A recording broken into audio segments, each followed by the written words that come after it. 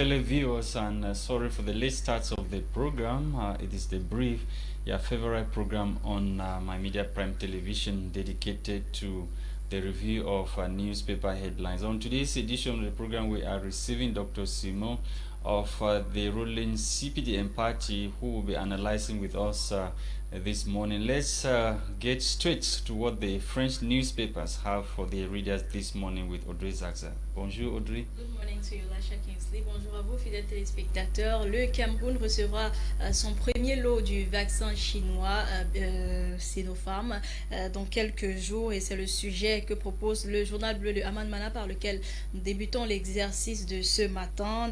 D'après le journal, en tout cas, il s'agit de 200 000 doses, comme nous l'indique le journal. Le docteur Chokfe Shalom, secrétaire permanent du groupe technique central du programme élargi de vaccination, s'est exprimé à ce propos, expliquant entre autres que le pays pourra démarrer la vaccination contre le coronavirus. Le même journal parle également des fonds contre le coronavirus, des fonds du coronavirus, après le journal le FMI a imposé un audit de ces fonds-là. Poursuivons avec le journal Mutation, qui parle également de ces fonds, de l'audit des fonds du Covid-19, qui justement amplifie la cacophonie gouvernementale. Et au journal, n'est-ce pas, de se poser la question de savoir ce que révèlent les audits commandés. C'est dans les pages 8 et 9 que vous retrouverez cette information dans Mutation. Et dans Cameroun Tribune, nous parlons, alors le journal parle du Parlement, les réseaux font fureur. D'après le journal, une trentaine de regroupements de députés et sénateurs autour de centres d'intérêt comme la sécurité routière, l'environnement, la promotion de la femme ou des jeunes mènent actuellement leur activité en marge du travail parlementaire classique. Que cache ce boom? Quel impact cette activité a-t-elle sur le quotidien des populations? Le focus est à lire dans les pages 6 et 7 de Cameroun Tribune. Terminons avec Réalité Plus, qui parle également de l'audit des fonds du Covid-19, et le chef de l'État justement a donné feu au ministre de l'État Laurent Esso pour l'ouverture d'une enquête judiciaire contre les acteurs ou les auteurs et les co-acteurs et complices des cas de malversation financière relevés. Voilà, mesdames, messieurs, pour les tabloïds en langue française. Place au tabloïd en langue anglaise avec toi, Lasha Kingsley. Thank you, Audrey Zaxa. Let's kickstart with the Herald Tribune newspaper. The Herald Tribune this morning revisits the homage paid late Christian Cardinal Toumi by the President of the Republic of Cameroon, Paul Biya. The same paper talks about COVID-19 cases in the west region of Cameroon, which is on the rise, and for that reason, the West Governor Awa Fonka Augustine has suspended funeral ceremonies in that part of the country due to the COVID-19 rising toll in the west region of Cameroon. And the Post Weekend newspaper took interest in the protest staged in Yaoundé recently by kidney patients in the nation's political capital.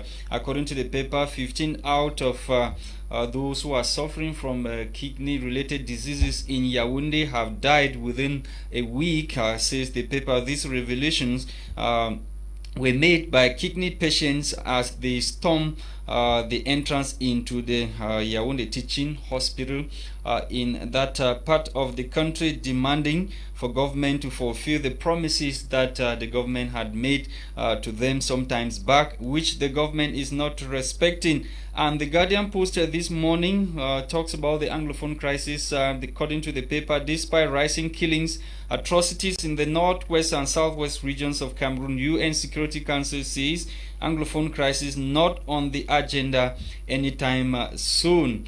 This revelation, according to the paper, the United Nations Security Council has ruled out possibility of having the Anglophone crisis top on agenda in the near future.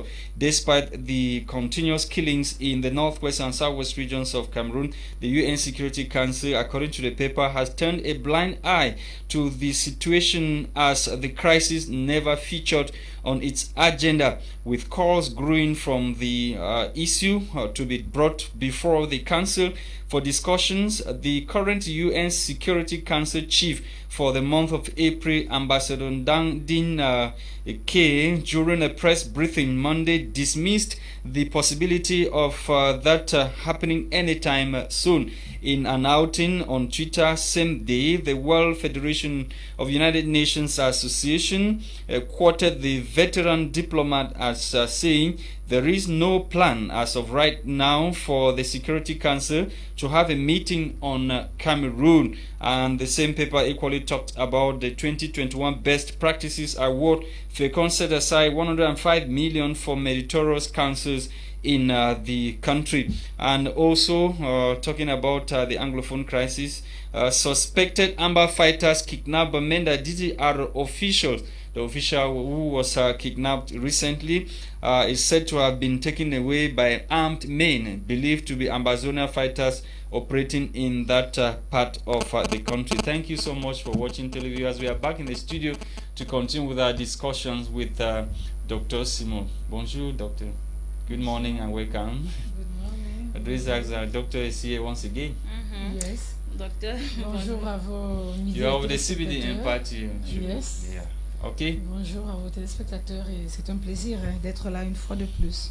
Let's start this morning with the protest staged recently by kidney patients in Yaoundé, and they are disgruntled with their situation or what the government is doing as regarding this situation, the situation of kidney patients in Cameroon. And the Post newspaper revealed that some of the kidney patients or protesting kidney patients revealed that 15 of their colleagues, let me put it, colleague in quote, have died within a few days or 1 week.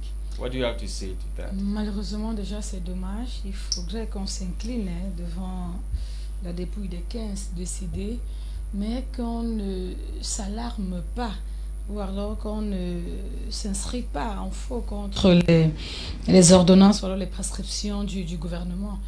C'est difficile, ça, on peut comprendre. C'est pénible, ça, chaque famille peut comprendre. Une fois qu'on a perdu un membre, bien malheureusement, au-delà de l'insuffisance rénale, il y a d'autres problématiques sanitaires que nous connaissons tous, dont on peut comprendre qu'au jour d'aujourd'hui, un ensemble d'éléments qui avaient été informés ou alors demandés par le chef, le ministre de la Santé ne soient pas à l'ordre du jour, parce qu'il était question, et je crois d'ailleurs il avait dit qu'il devrait renforcer les séances de dialyse, pardon, pour que les malades se sentent beaucoup plus à l'aise. Bon, maintenant, on peut comprendre... The patients are saying that they're accusing your government of negligence, that non, the government is not fulfilling, the promises the government made. Non, ce que je veux dire, c'est que sans by pour equipping autant, the centers with the necessary pour autant kits. tirer sur des malades, on ne peut pas accuser le gouvernement de négligence à ce niveau. Toutes les pathologies ont une importance capitale pour le gouvernement camerounais, et je crois pour le ministre de la Santé. Toutes les pathologies ont une importance capitale. Ça veut dire quoi? On ne peut pas classifier les pathologies en disant insuffisance rénale c'est la plus grande, paludisme c'est la deuxième, ou alors les malades atteints de tuberculose ou le X c'est la plus petite. Non, toutes les maladies se valent de manière générale. Ça veut dire que le travail du ministère de la Santé, c'est quoi? C'est de s'assurer, n'est-ce pas, d'un minimum d'équilibre au niveau, n'est-ce pas, de la réaction face à toutes les pathologies. But this is not the first time, doctor. Yes, it's not the first even time. in Bamenda, we've seen even contradictory communiques coming from regional delegate and director of Bamenda Regional Hospital. Le véritable problème, c'est que vous kidney. ne voulez pas établir une comparaison entre les prix qui se pratiquent aujourd'hui et les prix qu'on obtenait hier, simplement parce que le gouvernement camerounais a octroyé des subventions. Sinon, un malade d'insuffisance rénale ne serait pas capable de s'offrir de séances de dialyse. Ça, il faut le dire.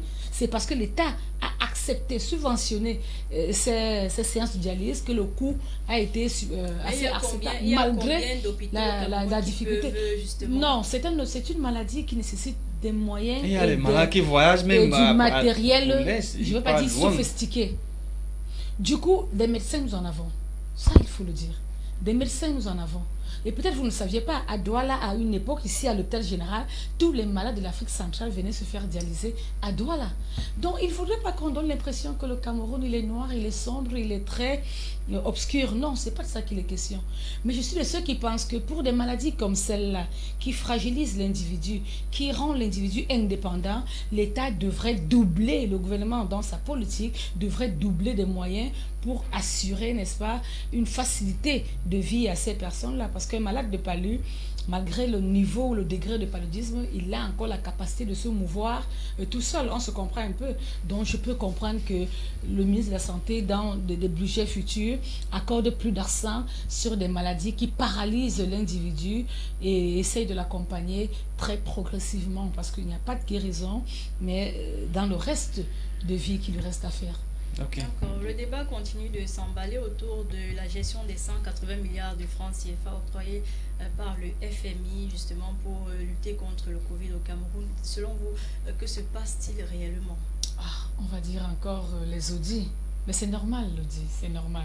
Lorsque quelqu'un vous donne de l'argent pour quelque chose... C'est parce qu'on a mis la pression sur le président avant qu'il a demandé au ministre de la Justice. Non, c'est pas une pression, mais c'est normal. Lorsque quelqu'un vous donne de l'argent pour faire quelque chose, le minimum, c'est que vous lui rendiez... Mais Nietzsche has been saying this. You guys were lambasting at Nietzsche that he was just making noise. No, not only Nietzsche. I'm not agree with that argument, not only Nietzsche. C'est normal que le FMI pose des questions ou alors demande un audit. Parce qu'en même temps, n'oubliez pas, par rapport à la gestion de la Covid, vous vous souvenez, l'OMS avait félicité le Cameroun dans la gestion de la pandémie. Donc, il y a des aspects positifs et des aspects négatifs. La réaction, le fait que le pandémie, pas en termes monétaires, let's put it down, not in monetary aspect. Please, the management, the way they manage the disease, no, not please, the when we fund. give congratulations about the gestion of something, ça va ensemble. La gestion a été bonne parce qu'il y a un ensemble de moyens qui ont été mis sur pied. Et when we talk about moyens, it's money. Ça, c'est très clair. Maintenant, c'est normal que le FMI nous demande des comptes. C'est évident, puisque c'est lui qui nous a donné de l'argent. Et les comptes, ce n'est pas parce qu'il y a une tête chercheuse quelque part. Permettez-moi de vous le dire. C'est parce qu'il y a une tête chercheuse, c'est simplement qu'à un moment, la logique voudrait qu'une fois avoir reçu 180 millions d'honoraires francs CFA, que vous soyez capable de leur dire voilà ce qu'on a fait, voilà ce qu'on a fait, voilà ce qu'on a fait. D'ailleurs, je crois qu'il a été déjà perceptible par l'OMS qui a félicité le Cameroun de la bonne gestion. Why did they have to wait till they asked them to present or do an audit before they went ahead? Why did they not just audit when Cameroonians started clamoring? Non, moi je pense qu'il faudrait qu'on soit honnête avec ce que nous disons. La Covid a été une maladie qui a bouleversé tout le monde entier. Je dis bien tout le monde entier. Ce n'est pas une histoire du Cameroun. D'ailleurs, lorsque nous commençons à regarder 2 années plus tard, on se rend compte qu'on a l'impression que l'Afrique a même une meilleure gestion que l'Occident. Ça, c'est une évidence. Donc, c'est une maladie, c'est une nouvelle pathologie qui a bouleversé tout le monde entier. Et vous n'allez pas me dire que vous n'avez pas vu comment aux États-Unis ça courait de partout, comment en France ça courait de partout, comment en Italie ça courait de partout. Donc il est de bon ton que tous les pays, n'est-ce pas, se mettent en mouvement face à une nouvelle pathologie dont on ne connaît ni d'Adam ni d'Ève, c'est normal. Et d'ailleurs, c'est même maintenant, la 2e année, qu'on commence à avoir beaucoup plus d'amples informations sur la Covid. Ça veut dire qu'à l'instant quand elle est venue, on n'avait pratiquement pas d'informations. Mais il fallait sauver nos populations. Donc on peut accepter que le gouvernement, que le ministère de la Santé ait agi de manière disparate parfois parce qu'on voulait simplement, on avait simplement à l'idée de sauver notre population. Et heureusement, tout le monde a vu le résultat, il y a eu plus de peur que de mal. Les dégâts, les conséquences ou alors les résultats aujourd'hui, au jour d'aujourd'hui, les décomptes ne sont pas aussi catastrophiques. On ne devrait pas s'en féliciter pour ce qui est là, mais il faudrait qu'on reconnaisse quand même que les écarts, les décomptes ne sont pas aussi catastrophiques que des pays voisins. Okay, Madam, I want to go back to this question that has been bothering my mind. I read from one of the newspapers. Recently, we've had a member of your CPDM party who came out openly and they said that the war in the northwest and southwest has been won. But recently, we had an official of the DDR center being taken away, and some police officers keep being killed, civilians as well.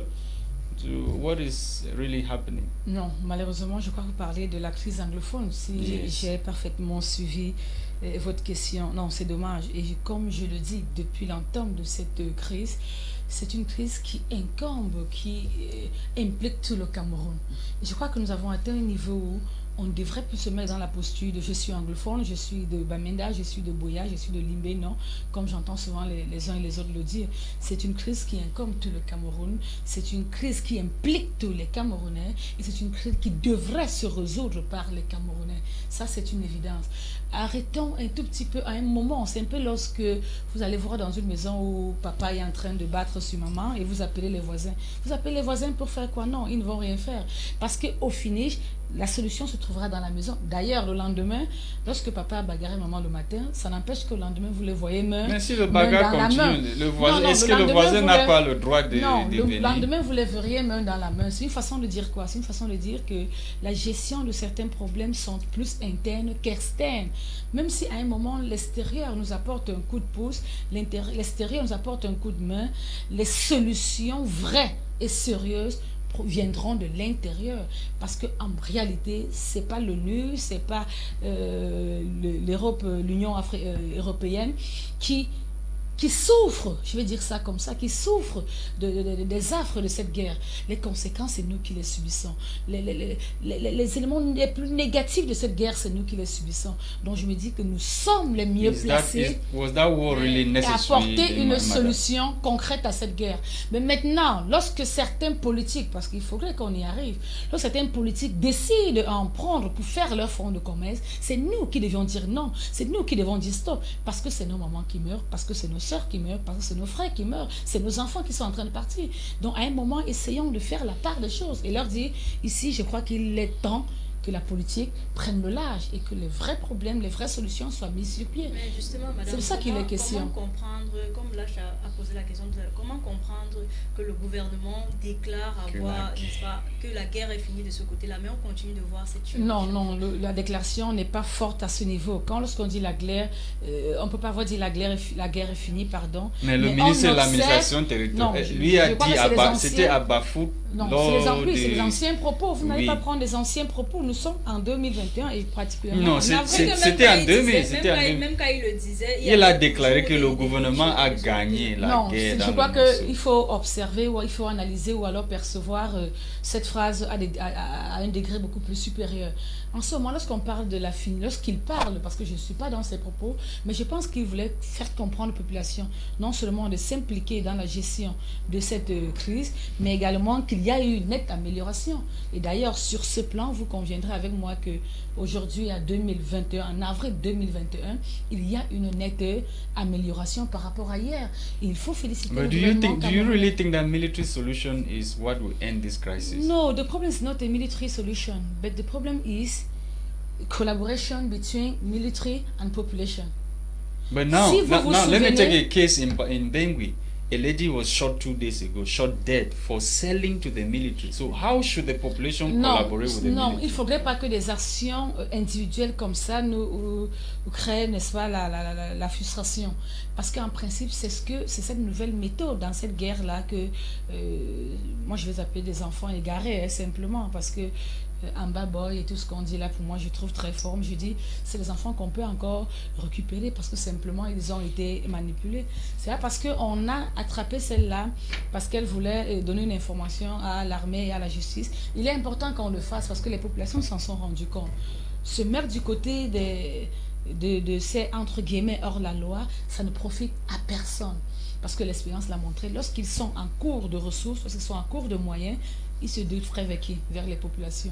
Donc je crois que le meilleur risque, la meilleure solution, c'est de collaborer avec la population et de réduire au maximum les camps de formation de ces jeunes-là. Et je crois que c'est ce qui est en train d'être fait parce qu'il y a un bon nombre qui sont en train de se remettre à l'état du Cameroun et dont la réinsertion est en cours d'opérationnalisation. C'est lent, hein, il faut le dire, c'est oui, très lent, très lent. Elle est en cours. Thank you, Dr. Mesimo, for coming this morning on the brief.